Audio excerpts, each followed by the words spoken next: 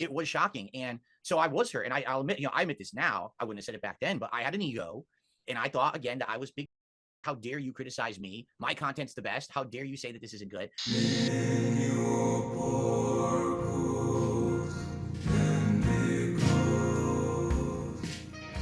Just a heads up, this is, once again, a long piece of content that I cut up to talk about the parts that I personally thought were interesting. So if at any point it seems a bit disjointed, that would be the reason. I also wanted to shout out the host of this interview, I don't remember his name, because while not exactly the best there's ever been, he did a much better job than I initially thought and was more aware of DSP than I initially had realized. So big ups to that guy, and I hope you guys enjoy. Yes. I'm going to be honest, Phil. This is the 210th episode of Desert Island Grabs. Nice. And when it was announced that you'd be joining us, we got heat. And yeah, I don't think we've ever had as much reaction from a guest being announced. Why do we think that might be, Phil? Well, it's like you said, I'm infamous. I've been in this game for 16 years and I've had my highs and lows. There's people who like me. There's people who absolutely hate me. And there's an entire detractor community of people that follow me around and make, videos about me every day. So whenever I get involved in anything, they got to jump on that. They've got to get their big circle, after whoever the heck wants to get involved with me. Recently, in the last couple of months, I've actually had a bit of a resurgence on YouTube because I started branching out and doing collabs with other people. And now there's different communities buzzing about me. It's not just the detractors anymore. There's some good, there's some bad. And that's always good to have that mix. But yeah, people see me as a polarizing figure. But it's funny because what's actually come to light in the last couple of months is a lot of the things that people hear about me are basically kind of a skewed perspective. This is a group of people who have a benefit by spinning something a certain way. If they make me look bad, if they make a mountain out of a molehill, right? They benefit because they can make videos about it. They can make money on it. They've been monetizing this kind of content for, a decade. So the truth of the matter is, I don't necessarily think that half the stuff that's said about me or causes the infamy is really true, but I've learned to roll with it, like I have to, or else how else am I going to exist in this internet space? You can't stop people from talking junk about you. So, but anyway, yeah, I have this, some people call it the black cloud. Some people just call it a group of cultish, crazy people who follow me around for various different reasons. And I had a feeling that, me appearing on your show was going to cause some kind of a stir.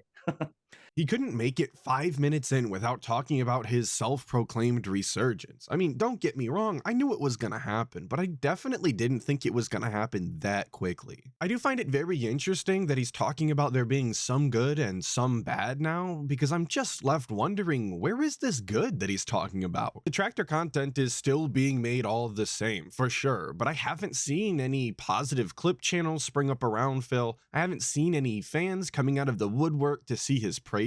In fact, the only difference I've seen since his resurgence is an uptick in support for his streams, but even that is waning. You'll also notice that he was asked why the show received flack for having him on as a guest, and not once did he mention his own actions and behaviors. It was all about the trolls. Imagine that. Not even for a single second could he actually admit to any wrongdoing. And it certainly has. And I am really keen to hear your side of things, and I'm keen to hear what makes you tick. And because obviously we're on a wrestling channel, and this is Cultaholic Island, we want to know what 3 wrestling matches that you'd watch whilst you're metaphorically stranded here, Phil. So we're going to go through them throughout our time today. What would you like your first one to be? I'm always so shocked when people talk to DSP mano-y-mano and have a really neutral reaction after hearing his ramblings. Granted, the host did ask why he thought they were receiving pushback, but still, opening with excuses that large would be an instant red flag to me and immediately sour my mood. But I just remember my godfather's the guy who got me into pro wrestling because I had never seen it before. And then we were over there for like a holiday. And he was like a hardcore love WWF. So he's watching it and everyone's coming in the living room like, what the heck is this? Like, I've never seen this before. And I got like addicted to it because these are like larger than life people, right? They're over the top personas. They're almost cartoonish in a way, but it's good. It's entertaining. It's fun. And of course, during the 1980s, everyone kind of thought it was real, at least if, certain age range. I thought it was a real, hardcore sport. And this was real stuff going on. I know it was scripted. And I remember him being so into it kind of got me more invested and hooked on watching it. And then when I went back home, I said to my dad, well, can we start watching this together? And we did. We started watching like the free shows that were on TV. I can't remember. I think one of them was like on Saturday mornings or something like that at that point. And then I started getting hooked on Hogan and Roddy Piper. My favorite was Hulk Hogan. My dad's favorite was always Roddy Piper. So if anyone was looking for another person to blame for DSP being the way that he is, a lot of this really appears to originate from his uncle. His uncle introduced him to wrestling and nothing was ever the same. And I think for that, Scopely really should be sending his uncle a thank you card every quarter. But really though, it's interesting to see him describe his interest in wrestling as an addiction from the beginning. It's like he had a sixth sense or something. And obviously it's not new information that DSP is and always has been a Hulk Hogan fan, but I do have to at least point out how long he's been a fan, because it's about the only thing he's had a consistent stance on for that long. You mentioned that you watched that match again recently, and I always find it interesting when you have those matches that you loved as a kid, but you watch them back as an adult and you see them through slightly different eyes. How did your viewing of it, like yesterday, vary, do you think, on young Phil watching it for the first time? Yeah, you know, one thing, this is an honest observation. I'm watching the match back, and I don't know the version that I was watching, if it was like the live version or the one that they kind of dub later, because I think early WWE, they would have announcers like dub it later, and it was Gorilla Monsoon and Bobby the Brain Heenan doing the commentary. And let me tell you, like, I'm watching the match, I'm invested in the match. They're talking about everything but the match. They're talking about Ric Flair has pictures of Miss Elizabeth and he's revealing these and Mr. Perfect's involved and this and that. I'm like, it's pulling me away. Like the commentary back then, actually, it was entertaining. Don't get me wrong. I love Gorilla Monsoon and Bobby the Brain. Rest in peace to both. They're great, great people in the industry and great commentators and managers. But man, it's like taking me out of the match. I like, just concentrate on the match. I don't want to hear about all these other plot lines that are going on. Listening to the guy describe the commentary style of those early wrestling matches explains where he got his early style from. Because that's exactly how anyone would describe his older content. The commentary barely had anything to do with what was actually going on and completely detracted from the gameplay, which I think really just goes to prove what Rambo and Howard said about Phil is true. Phil really does think his life is like pro wrestling. That's why he always described himself as the heel of everywhere that he went. That's why his normal vocabulary has so many wrestling terms in it. It's really just amazing to me how much pro wrestling has really had an effect on DSP's life. It has infiltrated just about every aspect of it. I'm intrigued to know which SmackDown you were at, because it would have been one that rolled through Connecticut. I remember exactly which one it was. Oh, go on, it was the steel cage match. It was the silliest one. Brock Lesnar wrestling. The manager. Well, God, from Paul ECW. Heyman? Why can't I remember his name? Paul Heyman. Paul Heyman. Yes, yeah. I mean, it wasn't even a match. It was a joke, right? And so here's the thing. Back then, SmackDown was recorded, not live broadcast. And they had a giant botch during the match. What was supposed to happen was that they get locked in this cage. And, Brock Lesnar was going to destroy Paul Heyman. And then all of a sudden, like Kurt Angle was going to hit the ring and he was going to save him. But they screwed it up. He couldn't get the ring open. He's standing there. He's like going crazy trying to get the chain off the door and it won't come off. He has a key. He's like trying to open it. It doesn't fit the lock. They gave him the wrong key. So he's like, what the hell? So they had to first they tried to give him like bolt cutters and he couldn't cut it. So he just screw this. He just climbed the whole cage and went over, which wasn't what the spot was supposed to be. And then on TV, they edited it completely different. So it looks completely like a different thing happened. Looks like he hit the ring right away to save Paul Heyman. But it was funny because Heyman's like just trying to avoid Brock Lesnar for a good like 10 minutes, running around the ring, which obviously isn't realistic. Brock's going to kick his ass in like 10 seconds. Do you hear the amount of information that he's recalling? All the names, all the details? How is it possible that he remembers all of that from years ago, but can't remember almost any of the games that he's played or streams that he's put on in the past few years? I get that that match may have been extra memorable because of the comical errors made live, but you'd think, with the ability to recall memories like that he would remember something about his own content. And the fact that he can't, the fact that he is consistently misremembering so many things about his own life only leaves me to believe that he is either lying all of the time on purpose or genuinely doesn't care an iota about the content that he makes on a daily basis to pay his bills. And I really couldn't tell you which one's worse. Wrestling obviously took a backseat for Street Fighter. That became a big part of your world as well. What was it that captured you about Street Fighter to begin with, Phil? Oh man. So I was into video games in the 80s, again, from my uncle. It's like all my family members got me into all my hobbies, right? And so my uncle actually gave me my first console ever, which was the Atari 7800. And he gave me a whole bunch of games and I got into playing games at home. But then my school friends had told me about, did you know that there's video arcades where you can go and play these big cabinets and they're way different from what you play at home. The graphics are way better. So I started going to video arcades every once in a while, occasionally. And then I was actually there the day Street Fighter 2 debuted in the United States. Like the day that cabinet was released, I was there and my God, there was a crowd around it. This was like mano on mano, a spectator sport, kind of like wrestling, right? Where it's two guys, they're facing off. There's a crowd around the cabinet watching. It was competitive, while other arcade games weren't like that. It was just like, beat up the computer or whatever. This was you against another human in a competitive way. And man, did it catch on. And it just hooked me. Like from then on, I was there every weekend whenever I could go. I was there whenever I could go in between, instead of it just being about plunking some quarters in and beating up a boss. Instead, it was about being the best, right? Being the best in the arcade. It was a competitive thing that I got hooked on. You know, I'm starting to see a pattern here with the guy, because it seems every new thing that he gets introduced to, he's very quickly describing himself as hooked or addicted. I'm starting to think that maybe this guy, DSP, has an addictive personality. I know, a wild statement that no one has ever said before, truly revolutionary. But it's just so striking how frequently he's using that kind of language when just casually discussing his hobbies and interests. Casually discussing, as opposed to the competitive style of discussing, of course. I don't know, maybe it just sticks out because of my prior knowledge, but I can't help but hear it. Because a lot of that was, and this is something that's been covered quite a lot, because so much of your life has been reported, Phil.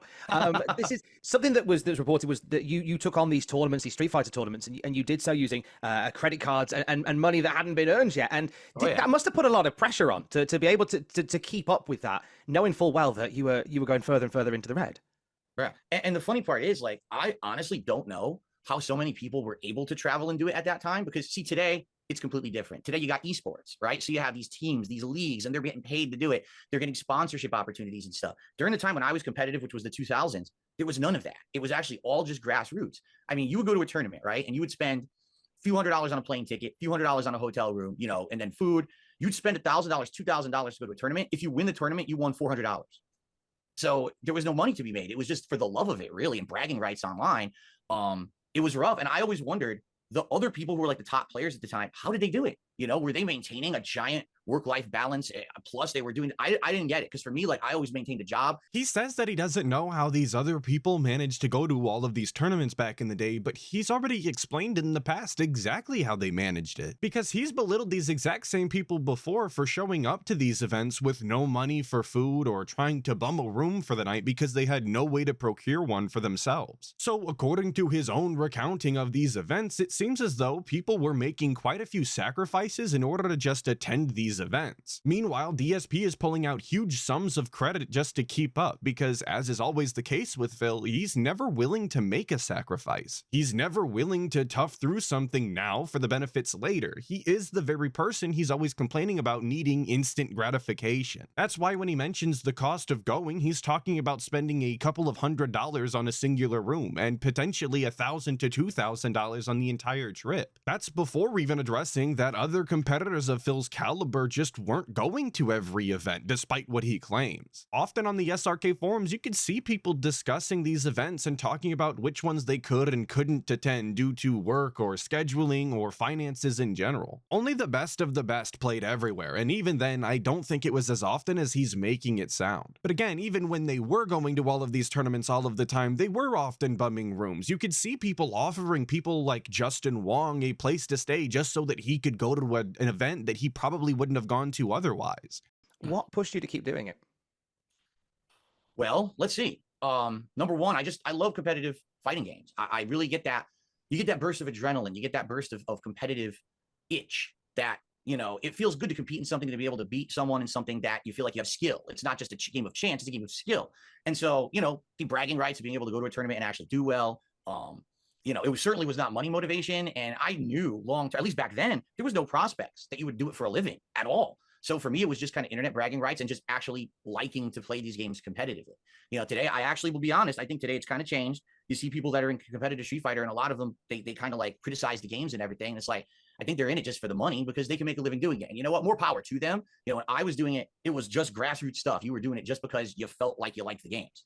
That's great to hear. I do genuinely like to hear DSP speak with some sort of passion. At least hearing him say it wasn't for the money, but instead the love of the game is nice to hear, even if he had his own egotistical reasons behind it all. But he acknowledged in this interview that at the time, there were no real ways to make money playing Street Fighter professionally. There wasn't a way to play Street Fighter and make a living. So what business did he have taking out all of those credit cards? What business did he have going into crippling financial debt just to play arcade games? Through and through, it was just poor financial decision making on Phil's behalf, and it's for that reason I could never cut him any sort of slack for the financial rut he seems to be in and out of for his entire life. If you're going to be knowingly putting yourself in a hole like that without having a plan to make it back out, you'll be getting no sympathy from me. And you definitely shouldn't be expecting sympathy from anybody else, because at the end of the day, it was your own decisions that put you there. I believe you would have been about 15 because we're both 40-year-old gentlemen, Phil, and so you would have been in your teenage years at that point, because the idea of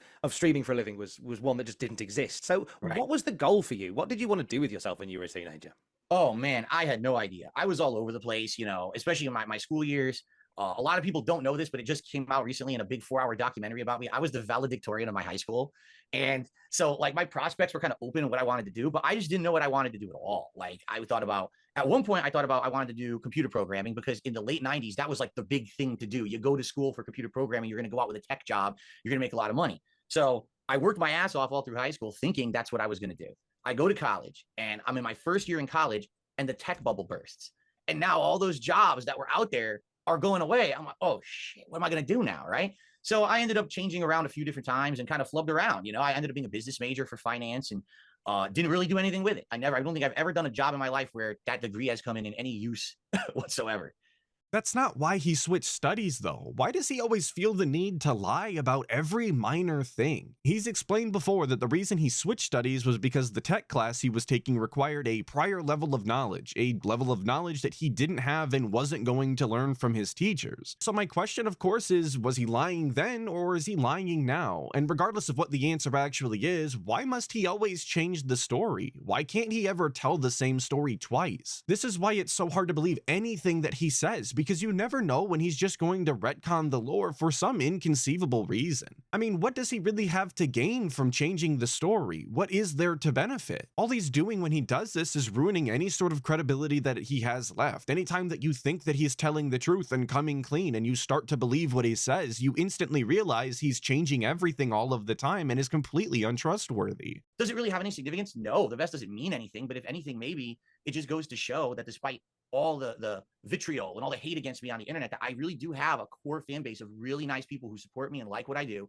and are going to be there for me in those tough times. You know, that's a crazy streak. It was like 4 months where every stream I was hitting this crazy support goal, which is like crazy unprecedented. There were some that were right to the wire as well. I remember like they were sort of late into the hundreds of them, and you were like, okay, that's the end of the stream. We've not hit the goal. Okay, bye. Right, I'm going now. Bye. Here I go. Leaving now. I'm definitely going. Title card up. Definitely leaving now. Any more for it? Oh, there we go. Oh, we're on. Hey. So there was. It was to the wire at a few points, but it does speak to the support that you've had. Now, I've heard that the fella here, the one from Cultaholic, has made DSP references in the past, and that he is at least kind of aware of some of DSP's antics. But I never expected him to address the end stream stall in order to hit the goal, a tactic Phil still uses to this day. I expected to hear about WWE champions and the incident on May 1st, but specifically calling out the end of stream stall. No sir, I didn't expect that at all. It's just a bit too specific for someone who isn't well versed in the vortex. And I know it might have sounded like I cut it in before I let DSP actually respond, but luckily for him, it's actually that the host wanted to keep the show moving like a good host does, so that he didn't actually have to respond to that. But when your name comes up, as well as that support, you do come with infamy, as it was proved when when it was announced that you were joining us. Is there an event that you think really started that Dark Side Phil detractor movement? What? You couldn't even see me from where he was. This is fucking stupid. But during that era when I was playing competitive Street Fighter, I wasn't really playing a lot of video games. So I missed out on so many games from like that early PS1, PS2 era. And so these HD collections were coming out of these games. And I started playing a particular collection. It was the Metal Gear Solid 2 and 3 collection. And I remember playing, the first one I played was Metal Gear Solid 2. And my way of making videos back in the day was a lot different than what I do today. I would literally ham it up. I would go over the top of my commentary, and I would rip the game a new asshole and be like, this game sucks because of this and this. The game developer's an asshole. So I knew that Hideo Kojima was like a beloved guy in the gaming community. I said, I'm going to do the worst I can. I was insulting him constantly during the playthrough that I was doing. I wasn't taking the game seriously. So I was trying to make the game kind of look bad. Now, normally I would do this and people would get it, right? They'd laugh at it. Okay, that's Phil's shtick. He's a clown. He's being a heel. It's all good. People got so pissed at me for doing it for this series because they really like the series and they like Hideo Kojima. And this, for one person particularly, made a video called "This Is How You Don't Play Metal Gear Solid 2." And what it was is he took a montage of all the moments that I was acting like an asshole, insulting Kojima, playing stupidly, and just made this like super cut. And it was like over an hour long. The playthrough itself was probably like 15 hours long. It was like 1 hour of the worst moments. This video exploded on YouTube. It got this guy like 1 million views. And then he made another one on Metal Gear Solid 3. And when people started to see, hey, if we make these negative videos that skew Phil in a negative light, It gets tons of views. Let's do it for everything. I don't know that I'll ever get tired of hearing him retell how the first This Is How You Don't Play came to be. Because without failure, it always amuses me to hear him paint himself as some sort of victim, despite it, again, being his own actions that put him in that position. He admits that he went out of his way to be as obnoxious and hateful as he could, and as it turns out, not everyone has to find your bits or jokes funny, especially when it involves unnecessary criticism on the behalf of a beloved franchise and figure. And that's really all it boils down to. That's all that needs to be said on the matter. People didn't like his shtick, and they made it known in a very creative way, and they continued to let him know for the foreseeable future. At what point, though, do you think that a normal person, a non-DSP style, would have changed not only their gameplay, but their attitude going forward? Because he took so much issue with the behaviors of other people without ever stopping to think that maybe the core of the problem was not in fact the other people, but himself. I guess it's true what they say, though. He does everything correct and nothing wrong, and with that mentality, why would he ever stop to reevaluate himself? That would have just been a huge waste of time. Obviously, the problem was the other people. They just didn't get the joke. They didn't understand the bit. They don't know what comedy is. DSP is clearly the gold standard for comedy. You mentioned about how those earlier days, the character was, as you say, the heel. In a typical wrestling parlance, you were the heel. And it was, you were raging against the games. And then you've also mentioned that, because I sucked at these games. How much of it was you playing a character that was just kicking off at games? And how much of it was, I'm not very good at these, and I feel a bit hurt that people are calling me out on it? Yeah, I mean, honestly, it's about 50-50, right? Because previously, again, I had never gotten like hate for making that kind of content. People thought it was good. They thought it was funny. They kind of got the joke. And then all of a sudden, when I play Metal Gear Solid, people don't get the joke anymore. Now it's like, well, you're an asshole. And yeah, I'll admit, like, I was like, I don't get it. I thought that I knew what I was doing. I've been doing it at that point, since 2008 to like 2012. So you're talking a good, 4+ years. I've been making it a living for about a year and a half, 2 years doing it. And the fact that the public opinion flipped on me like on a dime out of nowhere, it was shocking. And so I was hurt. And I'll admit, I admit this now. I wouldn't have said it back then, but I had an ego. And I thought, again, that I was big shit. And it's like, how dare you criticize me? My content's the best. How dare you say that this isn't good? And I think that's why it rubbed people the wrong way, and it turned out opinion against me. It's odd to me that this was his mentality, though, because if you've ever seen his earlier videos, and I'm sure most of you have, they were subpar even then. So I'm really unsure why his ego was ever that large to begin with. Apparently, he's been completely delusional from the start, at least in this capacity. But he loves to act as though the turn on him was all of a sudden, that the entire world just turned on him in an instant, and there was nothing that he could do. But that's just not the case either, because detractors definitely existed before This Is How You Don't Play. There were absolutely people out in the world that never found DSP funny, that always found him obnoxious and grating. I won't sit here and deny the fact that This Is How You Don't Play definitely brought that to the forefront in his community, but to act as though that nobody disliked DSP beforehand is kind of absurd. I think the only real difference is that nobody was going out of their way to make videos like that about it, and they definitely weren't getting that sort of attention to draw eyes on it. So DSP was never really concerned about it, because the people who were speaking out against him and his antics were just being banned and forgotten. But you can find posts and comments pretty much as long as DSP has been on the internet of people taking issue with the way that he's conducted himself. Despite that, though, it seems as if every time this topic is brought up, DSP is desperately trying to make everybody believe that Evil AJ was the catalyst, and that he would still be riding high on YouTube had This Is How You Don't Play never existed, and I just find that impossible to believe. Where does that ego come from? Oh man, from Street Fighter. 100% from my Street Fighter days, because back in the day, it was all about being the biggest shit talker, being the biggest heel in the Street Fighter community. You wanted to be big shit. You wanted to go to a tournament and have everyone care about you playing the game. So I was a humongous heel in the Street Fighter community during the 2000s. I would talk so much shit online. Now, today I regret it. This is one of the things that I went over when I watched and reacted to this 4-hour documentary about myself. I know that I was an asshole, and now I'm in my 40s. I totally regret that stupid behavior. But back then, I thought, hey, I'm creating hype for a Street Fighter event. So I would be this brash, over-the-top shit talker.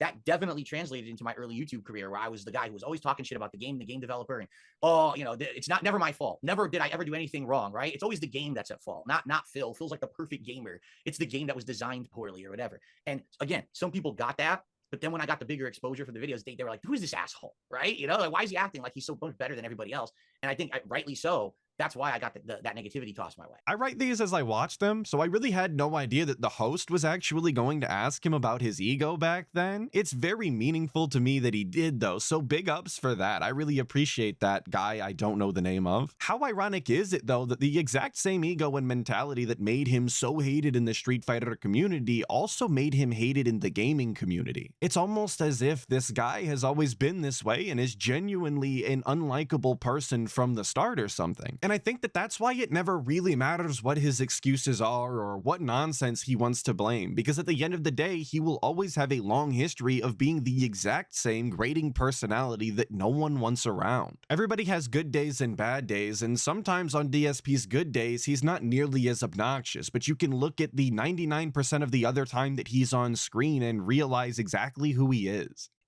If you could go back and see through the eyes that you have now, the way you reacted to those first Here's How You Don't Play videos, what would you do different? I would totally roll it different. I would basically not only laugh at them, but I probably would react to them and laugh at them. And, because I think they are funny. Years later, I've watched some of them and I think they're actually quite funny, those original ones. They are and quite funny, to be fair, Phil. They are quite funny. Dude. I know. I laugh at myself all the time. I love doing that now, going back and watching old me act like an idiot playing these games. And I probably, honestly, should have capitalized on it. I should have made my own, right? Why wasn't I doing this to myself? Why wasn't I lampooning myself, doing my own videos and montages of me sucking at games? I think people would have saw that I had a sense of humor about it and I wasn't being so serious or butthurt about it. But I didn't do that. I did it literally the opposite. I got angry. I said, "Oh, you're using my content without my permission." And then people got even more egged on to basically do their own videos like that. And I'm just going to put this bluntly, I don't think that DSP has the creativity or editing skill to put together his own This Is How You Don't Play. I personally believe that it just takes a special breed to make a This Is How You Don't Play. Between actually having to endure all of the raw content and then have to turn it into something that is comical and funny to watch, it just can't be done by anybody, and I definitely don't think that DSP has the chops for it. We've seen DSP's editing prowess in the past, and it's just not up to snuff for that kind of content. Editing aside, to this day, he isn't quite aware of exactly why people find him entertaining or the moments that people actually want to see. So without that kind of understanding, there was never really a hope to begin with that DSP would be capable of making a This Is How You Don't Play. He's just too close to the source to be able to accurately identify the good parts from the rest. Besides, half of the entertainment value in a This Is How You Don't Play anymore is not actually the gameplay, but his antics and behaviors during. And if you've ever listened to his pre-stream ramblings, he's told us explicitly that he's not interested in engaging with any of that. He doesn't want to poke fun at himself for begging or snorting or belching or anything of the sort. None of that is funny to him. He classifies all of that as a medical condition that he can't help. Well, aside from the begging, he absolutely can help that. He just refuses to. If you need any proof that DSP doesn't understand how a This Is How You Don't Play actually works, I would recommend that you go watch the This Is How You Don't Plays that were actually made by his fans and uploaded to his old KO gaming channel, because yes, that absolutely happened at one point and it was terrible. It was essentially just a death montage. And I don't think that I have to tell you that a death montage and a This Is How You Don't Play are not similar pieces of content at all. Well, first of all, when it comes to this game, because this is a gacha game, this is like a Candy Crush style clone, what's the appeal to you as a gamer for a game like WWE Champions? To be completely honest, like over the years, I've on and off played various different mobile games of different kinds. They're not always like this. Like I used to play WWE Supercard back in the day, and that's a different kind of gacha game, but it's definitely, a gacha game. I played Dragon Ball Z Dokkan Battle. That also is kind of like a gem matching formula, kind of, not really, but so I've played various ones over the years. This particular one, honestly, like wasn't a big deal to me when I started playing it many years ago, and it was something that I like casually mentioned in my content on and off, never thinking that it would ever amount to anything big. But then, as we've talked about, I have a large group of detractors on the internet, and they found an account that happened to match the name on my Twitter account, and they put two and two together and said, "This is probably Phil, so let's just say it's Phil, and let's make a big to-do about it and track the account and see what he's doing and say what he's spending and do all of this." And, for a normal person, you would never think, man, I'm playing a mobile game, this is going to amount to something. But it just became like their focal point. For like 4+ years, it became their main focus, right? Of how you can hate on Phil, say that he's playing this stupid mobile game and he's spending money on it. And of course, I'm lying about it like an idiot. And I fessed up to all of this very recently on my DSP Reacts channel. I did a big thing about it, explaining the whole situation. But basically, yeah, it was me all along. I lied to my viewer base about it for many years because I felt this is not my content. You know what I'm saying? Like my content is video games, not mobile games, but like, you know, console video games and doing live streams. It has nothing to do with that. I never wanted a crossover. I never wanted this to become something public. And it was my detractors who pulled me into that world. And I was like, how can I just not get people talking about it and just say it's not a big deal? Well, I'll lie. And that was the dumbest possible thing I could have done, because what happens is when you make one lie, it spins into another lie and then into another lie. And then there's another little white lie. And then next thing you know, you got this web of lies and you can't really lie any further. You've kind of talked yourself into a corner. And it all came to a head. Just like I said, when this documentary came out a couple weeks ago, it definitively proved that this account was mine. And I was like, you know, I'm just going to fess up at this point and tell the truth.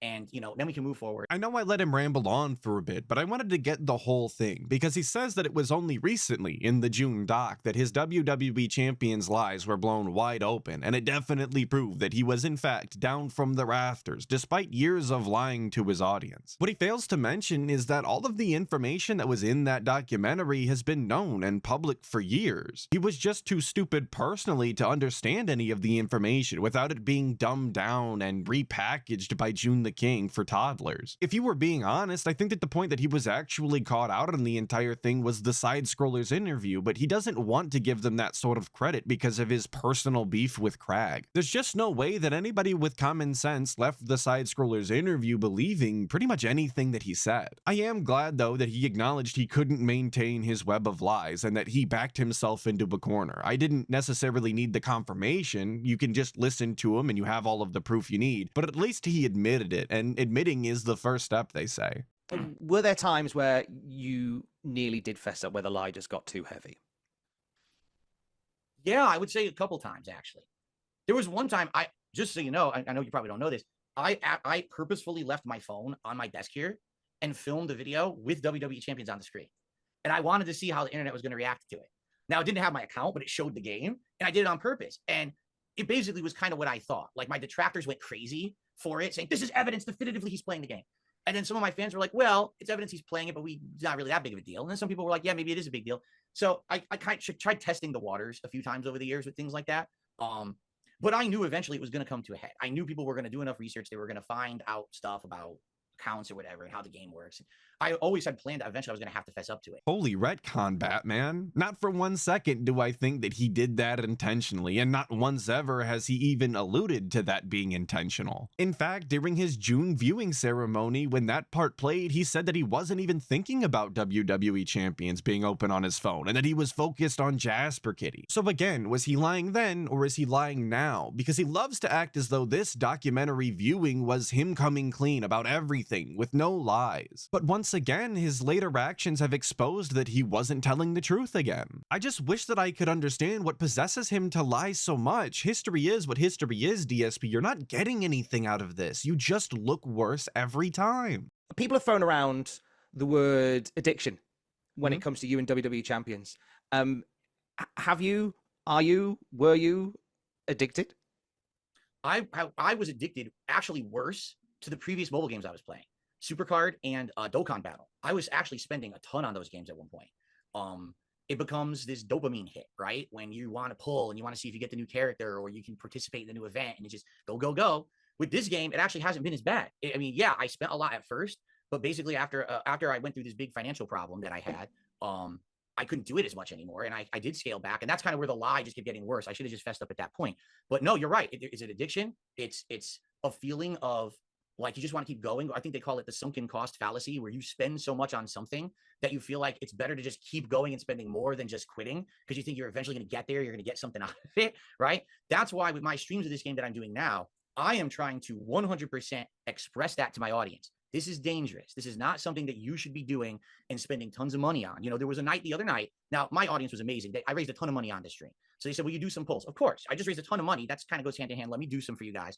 And we did one mega pull. And I got like one good thing. And they're like, well, will you do another one? I said, guys, I don't think it's a good idea. I'll tell you right now, because I know where the slippery slope goes. You can't stop, right? You just keep going.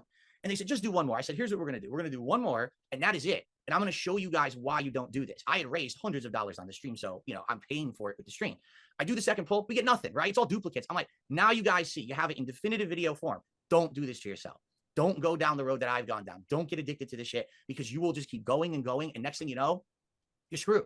You know, where'd your money go? Where'd your credit go? Because you're stupid. Because you wrapped it all up because you're a dummy, you know? So I'm hoping that through me expressing this stuff now in the current day with my content, I can take bad experiences that I had in the past and turn them into positive ones and teaching moments for others. That's great and all, but the way that he tells it doesn't tell the whole tale. Sure, maybe he told people not to fall into the gacha hole, but he did encourage his viewers to get the game and join his faction. In fact, after that, he went on to hype up potential fan events and the like that they could do together, which is kind of scummy if you ask me, given that he doesn't do community nights in other games. So if you really wanted to play games with the guy, you're practically required to get a gambling addiction, and that's just incredibly cool on behalf of the guy. What he also fails to mention to the host is that not only is he playing on an account on stream and spending money, but he's still playing on his main account offline, spending even more. I don't know if he left that out because he thought that it wasn't relevant, or if he actually understands that it's a horrible look to be speaking out against gacha games and saying you're no longer addicted, meanwhile you support Scopely on 2 separate accounts with huge microtransactions. I think that actions will always speak louder than words though, and DSP's actions definitely contradict everything that he says pretty much all of the time, and luckily the host picks up on this as well.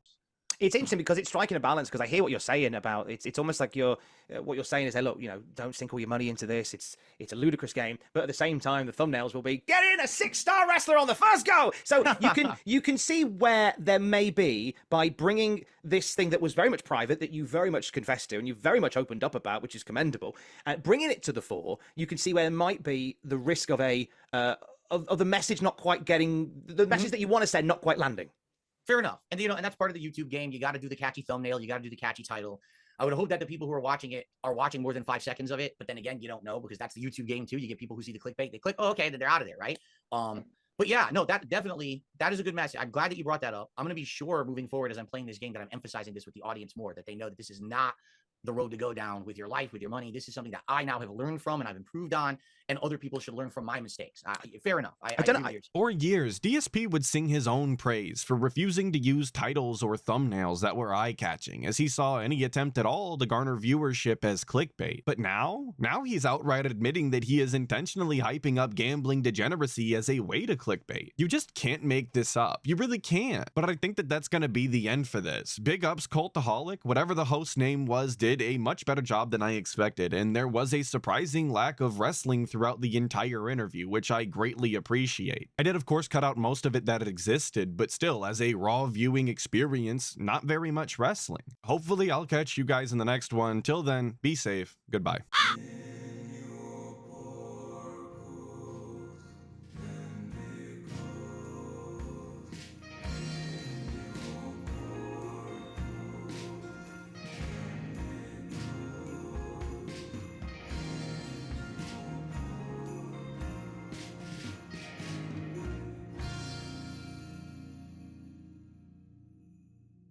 And of course, I'm lying about it like an idiot.